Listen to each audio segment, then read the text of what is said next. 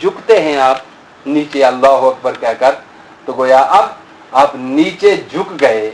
نیچے جھکنے کا انداز آپ کا یہ بتا رہا ہے کہ پروردگار عالم میرا یہ سر تیرے سامنے جھک گیا ہے, اب میں تیرے سامنے جھکا ہوا ہوں پروردگار عالم. گویا کہ یہ اب کمزوری اور نحیفی میری, میں یہ جھک گیا تیرے سامنے. اب پروردگار عالم آپ کو جھکے ہوئے دیکھ رہا ہے, اور پھر آپ جھکے ہوئے کہہ رہے ہیں سبحان ربی العظیم, کتنا زبردست عظیم ہے میرا رب, کتنا عظیم ہے میرا رب, کتنا عظیم ہے میرا رب. اب مسلسل کہہ رہے ہیں جی, نماز کے اندر آپ کہہ رہے ہیں اور رب کو دیکھ رہے ہیں, اور رب یہ کہہ رہے ہیں کتنا عظیم ہے میرا رب. جب پھر اوپر آپ اٹھاتے ہیں ساتھ تو کہتے ہیں ربنا لک الحمد سمیع اللہ لمن حمدہ, میرے اللہ نے جو کچھ میں نے کہا وہ سن لیا. آپ کہتے ہیں کہ آج جو کچھ میں نے کہا وہ میرے رب نے سن لیا. کسی زبردست, اب سن لیا تو پھر ساتھ ہی مان کہا گیا کہ پھر یوں بھی کہو ربنا لک الحمد, چونکہ سن لیا پروردگار عالم نے, اب پھر کہو کہ پروردگار تیری حمد ہے کہ تو نے میری بات سن لی ہے. کس طرح انسان گویا نماز کیا ہے, ایک گفتگو ہے, ایک سرگوشی ہے اللہ کی اور بندے کے درمیان. وہ ایک سرگوشی, وہ تنہا کوئی بھی نہیں ہوتا, وہ بیٹھا ہوا, تو بڑا ہے, تو بے نیاز ہے, تو عظیم ہے, تو عرش کا مالک ہے, تو کائنات کا مالک ہے, بتا میری ہستی کیا. میں آ گیا تیرے دروازے پہ سارے گناہ لے کر, ساری خطائیں لے کر. یوں بندہ جب ہو گیا تو سب جھکا, ربنا لک الحمد کہہ گیا.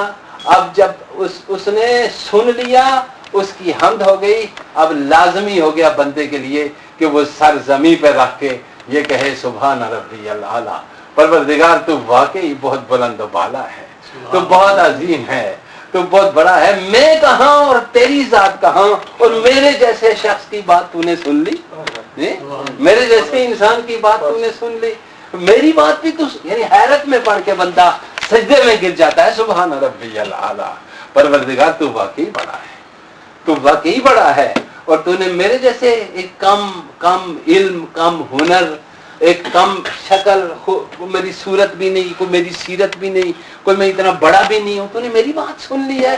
پھر اس سننے جانے والی بات کے عوض میں بندہ کیا کرتا ہے, سجدہ کر لیتا ہے. سمجھ گیا, بندہ سجدہ کر لیا, سبحان ربی الاعلی, سبحان ربی الاعلی. اور پھر جب سجدے سے سر اٹھاتا ہے, بندہ کہتا ہے پروردگار عالم یہ تو سجدہ میرا ہو گیا, یہ سجدہ وہ تھا جس کا حکم بھی ہوا. اب بندہ جب سر اوپر اٹھاتا ہے تو پھر دوسرا سجدہ کرتا ہے. وہ دوسرا سجدہ جب زمین پہ کرتا ہے تو وہ سجدہ کون سا ہوتا ہے, وہ سجدہ اس پہلے سجدے کی توفیق کا ہوتا ہے کہ پروردگار عالم تو نے مجھے اپنے سامنے سجدہ ریز ہونے کی توفیق دی, مجھ پہ لازم ہے کہ میں تیرے سامنے ایک بار اور جھک جاؤں, ایک بار تیرے سامنے میں اور جھک جاؤں. مجھ پہ لازم ہو گیا کہ میں ایک بار اپنی پیشانی اور تیرے سامنے. دوسرا سجدہ وہ پھر اس شکر کے طور پہ کرتا ہے. پہلا سجدہ عبادت کے طور پہ ہوتا ہے, دوسرا سجدہ شکر کے طور پہ ہوتا ہے. اب یہ سب عمل ہو گیا تو بندہ اٹھا اور اٹھ کے بیٹھ گیا, یوں ہاتھ اپنے یہاں دونوں ادب کے ساتھ یہاں رکھ دیا, اور رکھنے کے بعد اس نے شروع کر دیا التحیات للہ والصلوات والطیبات. یعنی اب بندہ یہ اپنی بندگی, اپنی تمام کیفیت کو اللہ کی ذات وحدہ لا شریک کو, اس کی عظمت کو اور اپنی کم مائیگی کو اس پیش نظر رکھنے کے بعد یہ سب, چونکہ جو عمل بھی ہوا, یہ عمل سارے کا سارا جتنا بھی تھا یہ اس وقت ہوا جب بندے اور خدا کے درمیان عالم خلق میں سے کوئی بھی چیز نہیں تھی. عالم خلق میں میٹیریل مادی کائنات کی کوئی چیز بھی نہیں تھی. بندے اور خدا کے درمیان سب چیزیں نکل چکی تھی اس کے ذہن سے, اور اس کے خالق کے درمیان خالصتاً روحانی تعلق رہ گیا تھا. اور اس وقت صرف اللہ تھا اور اس کی اپنی ذات تھی اور اس کا اپنا وجود تھا. اور پھر جب پروردگار, ایک وقت ایسا بھی ہوا کہ جب آپ التحیات کہتے ہیں تو گویا التحیات کا منظر پروردگار عالم نے کس طرح, اس لیے حضور صاحب نے فرمایا کہ الصلاۃ معراج المومنین, نماز مومنوں کی معراج ہے. مثلا جب ہمارے نبی پاک صلی اللہ علیہ وآلہ وسلم معراج کی رات آسمانوں پہ تشریف لے گئے تو آقائے دو جان صلی اللہ علیہ وسلم نے یہ جو کلمات تھے التحیات للہ والصلوات والطیبات یہ تحفے کے طور پہ اپنے پروردگار عالم کو پیش کیے. یہ تحفہ حضور علیہ السلام نے پیش کیا التحیات للہ والصلوات والطیبات. اور آگے سے پروردگار عالم نے ارشاد فرمایا السلام علیکہ ایھا النبی رحمت اللہ وبرکاتہ. ذرا اندازہ لگے نماز پڑھ رہے ہیں, اس نماز میں ہے کیا؟ کچھ حضور کا کلام, کچھ اللہ کا کلام, پھر آگے بڑھیے تو کچھ فرشتوں کا کلام, سارے پیار بھرے کلام جمع کیے رب نے تو نماز بن گئی. سارے پیار بھرے کلمات رب نے جمع کیے تو کیا بن گئی؟ نماز بن گئی. نماز کیا؟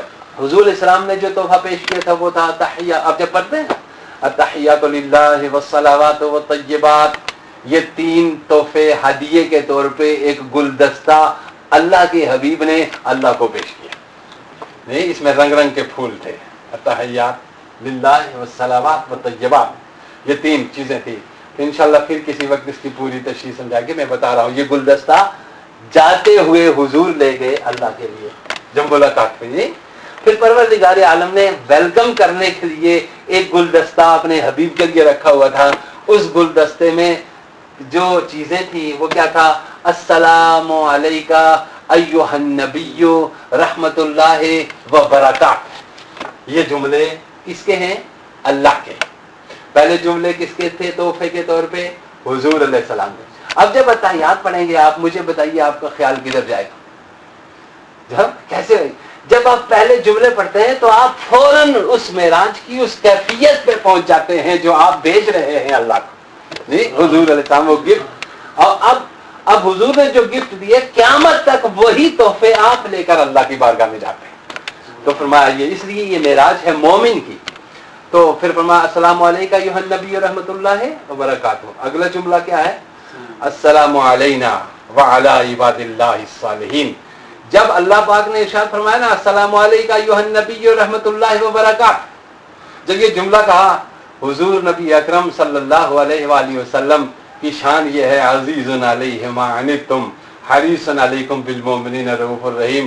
حضور کبھی یہ نہیں چاہتے کہ تنہا میرا نام لیا جائے اور میری امت اور اس کے صالحین اور میرے دوستوں کا نام نہ لیا جائے. یہ کبھی نہیں چاہا. اللہ نے جب یہ جملہ کہا السلام علیکہ ایھا النبی رحمت اللہ وبرکاتہ, مان حضور علیہ السلام نے فرمایا پروردگار السلام علینا وعلی عباد اللہ الصالحین, میرے دوستوں کو بھی ساتھ شامل فرما لے پروردگار, میرے صالح لوگوں کو بھی ساتھ شامل فرما لے. دیکھیں وعلی عباد اللہ الصالحین, جب یہ جملے ہوئے اور وعلی عباد اللہ یہ پھر حضور کا جملہ تھا اور اللہ نے تصدیق کے لیے یہ شامل کیا ساتھ. تو یہ جملے پھر ہوئے. یہ کلام آپ جب تحیات پڑھیں گے تو آپ دیکھیے کس گلدستے میں آپ گم ہو جائیں گے, کس شان میں آپ گم ہو جائیں گے. ایک طرف اللہ کی آواز آئی ہوئی ہے السلام علیکہ ایھا النبی رحمت اللہ وبرکاتہ, اور پھر کبھی یہ آواز اتنی زبردست طریقے سے آئے گی کہ آپ اسی میں گم ہو جائیں گے, اور اس قدر گم ہو جائیں گے کہ آپ کو معلوم ہی نہیں ہوگا کہ میں نے سجدہ کب کیا تھا اور میں نے رکوع کہاں کیا تھا اور میں اٹھا کب تھا اور میں نے پڑھا کیا تھا. یہی آپ کی صلاۃ مشاہدے میں بدل جائے گی. یہی آپ کی صلاۃ کس میں بدل جاتی ہے؟ یہ مجاہدہ جب ہوتا ہے تو یہ صلاۃ مشاہدے میں بدل جاتی ہے, اور مشاہدہ جب ہوتا ہے تو قرب کی منزلیں بلند ہوتی ہیں. تو فرمایا جملہ یہ آپ نے سنا السلام علینا وعلی عباد اللہ الصالحین. جب یہ حضور کے ارشادات بھی سنے, تحفے بھی اللہ نے جو تحفہ دیا, پھر حضور نے جب, تو اس پہ ملائکہ جو بھی موجود تھے سارے کے سارے بالائی کائنات میں یا زیری کائنات میں, اوپر کی کائنات میں یا نیچے بھی, جتنے ملائکہ تھے دو محبوبوں کی گفتگو اور ہدیے کے تبادلے کو, گفٹ کے تبادلے کو, انداز محبوبانہ کو دیکھ کر پکار اٹھے اشہد ان لا الہ الا اللہ واشہد ان محمدن عبدہ ورسولہ. یہ جملہ کس نے کہا؟ فرشتوں نے گواہی دی کہ واقعی یہ حبیب آپ اس کے اللہ کے محبوب ہیں اور بندے ہیں. اب آپ اندازہ لگائیے جب نماز کا یہ عالم آپ دیکھیں گے, جب جو ہی آپ اشہد ان لا الہ الا اللہ واشہد ان محمدن عبدہ ورسولہ کہیں گے, خرب بھا بلینس ملائکہ کی سلام کی بن بناہٹ آپ کے کانوں میں यूं शहद की मक्खियों की तरह रस घोलेगी कि किसी काफिर का जी नहीं चाहेगा कि इस जुमले को छोड़